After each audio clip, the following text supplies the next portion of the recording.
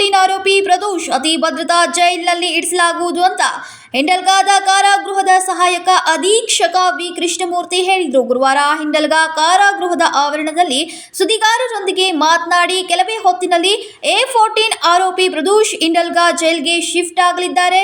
ಜೈಲಿನಲ್ಲಿ ಸಿಸಿಟಿವಿ ಅಳವಡಿಸುವ ಕಾರ್ಯ ನಡೀತಾ ಇದೆ. ಹೊರಗೆ ಸಿಸಿಟಿವಿ ಹಾಕುವ ಕೆಲಸ ಮಾಡ್ತಾ ಇದ್ದೇವೆ ಎಂದರು. ಈಗಾಗಲೇ ಆದೇಶನ ಕೊಟ್ಟಿದ್ದಾರೆ, ವರ್ಕ್ ಆರ್ಡರ್ ಕೊಟ್ಟಿದ್ದಾರೆ. ಈಗ ಅವರಷ್ಟು ಬಂದು ಅದನ್ನು ಇನ್ಸ್ಟಾಲ್ ಮಾಡಬೇಕು, ಮಾಡ್ತಾರೆ. ನಾವು ಕೂಡ ಅವರಿಗೆ ತುಂಬ ಫೋನ್ ಮುಖಾಂತರ ಪ್ರೆಷರ್ ಹಾಕಿ ಬೇಗ ಬಂದು ನಮಗೆ ವರ್ಕನ್ನು ಬೇಗ ಮುಗಿಸ್ಕೊಡಿ ಅಂತ ನಾವು ಕೂಡ ಪ್ರೆಷರ್ ಮಾಡ್ತಾ ಇದ್ದೀವಿ.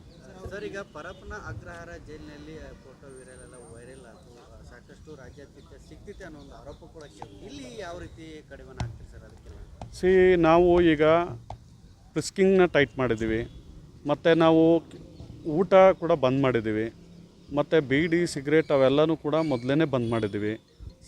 ಸೊ ನಾವು ಹೊರಗಡೆ ಹೋಗುವ ಎಲ್ಲ ಸಾರ್ವಜನಿಕರು, ಕೋರ್ಟ್ಗೆ ಹೋಗಿ ಬರುವಂಥ ಎಲ್ಲ ಬಂದಿಗಳು, ಎಲ್ಲ ಅಧಿಕಾರಿ ಸಿಬ್ಬಂದಿಗಳು ಕೂಡ KSSFನಿಂದ ಪ್ರಿಸ್ಕಿಂಗ್ ತಪಾಸಣೆಗೆ ಒಳಪಟ್ಟು, ನಂತರ ನಮ್ಮಲ್ಲಿ ಇನ್ನೊಂದು ಬಿ ಗೇಟಲ್ಲಿ ನಮ್ಮ ಸಿಬ್ಬಂದಿಗಳು ಕೂಡ ತಪಾಸಣೆ ನಡೆಸುವಂಥ ಕೆಲಸವನ್ನು ಮಾಡ್ತಾಯಿದ್ದಾರೆ.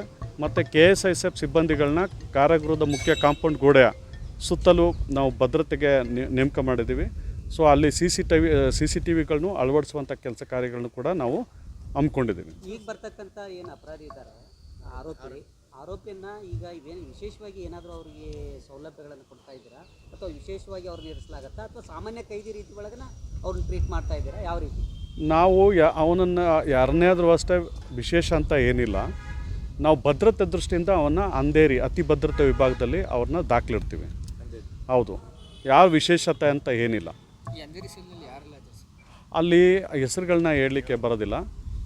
ವಿಶೇಷ ಭದ್ರತೆಯಲ್ಲಿ ಕೆಲವು ಬಂದಿಗಳನ್ನ ನಾವು ಅಲ್ಲಿಟ್ಟಿದ್ದೀವಿ. ಭದ್ರತೆಯಿಂದ ನಾವು ನೋಡ್ಕೊಳ್ಳಿಕ್ಕೆ ಎಲ್ಲ ಅಗತ್ಯ ಕ್ರಮಗಳನ್ನ ಕೈಗೊಂಡಿದ್ದೀವಿ. ಅವ್ರಿಗೆ ನಿಯಮಗಳ ಪ್ರಕಾರ ನಾವು ಅವ್ರಿಗೆ ಅವರ ರಿಲೇಟಿವ್ಸು ಬಂದರೆ ಆ ಒಂದು ಏನು ನಮ್ಮ ನಿಯಮಗಳು, ಕಾರಾಗೃಹ ನಿಯಮಗಳಿದೆ, ಅದರಂತೆ ಭೇಟಿಗಳು ಕೊಡ್ತೀವಿ.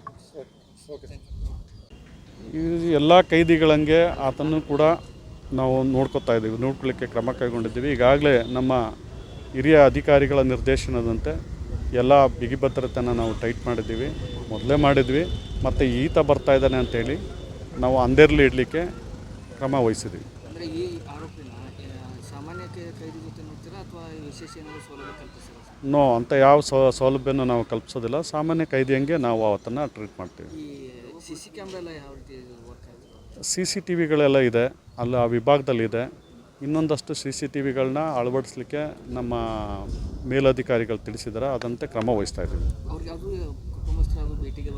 ಆ ನಿಯಮಗಳ ಪ್ರಕಾರ ಏನಿದೆ ಆ ಥರನೇ ನಾವು ಮಾಡ್ತೀವಿ. ಮಾಮೂಲಿ ಎಲ್ಲ ಬಂದಿಗಳಿಗೆ ಯಾವ ಥರ ಸಂದರ್ಶನವನ್ನು ಕೊಡ್ತೀವಿ, ಅದೇ ಥರ ಸಂದರ್ಶನವನ್ನು ಕೂಡ ಅವ್ರಿಗೂ ನಾವು ಕಲ್ಪಿಸ್ತೀವಿ. ಈ ಮೊಬೈಲ್ ಜಾಮರ್ 2G ಇದೆ, ಅದು ವರ್ಕ್ ಆಗ್ತಾಯಿಲ್ಲ. ಹೊಸದಾಗಿ ನಮ್ಮ DGP ಮೇಡಮ್ರವರು ಆದೇಶ ಕೊಟ್ಟಿದ್ದಾರೆ.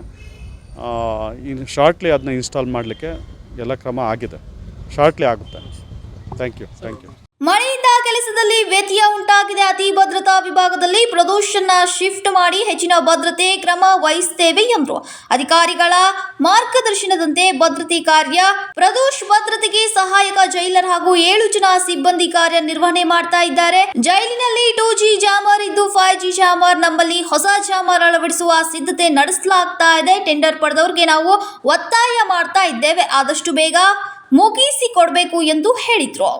ಜೈಲಿನಲ್ಲಿ ಊಟ, ಬೀಡಿ, ಸಿಗರೇಟ್ ಎಲ್ಲಾ ವಸ್ತುಗಳನ್ನ ನಿಷೇಧ ಹೇರಿದ್ದೇವೆ.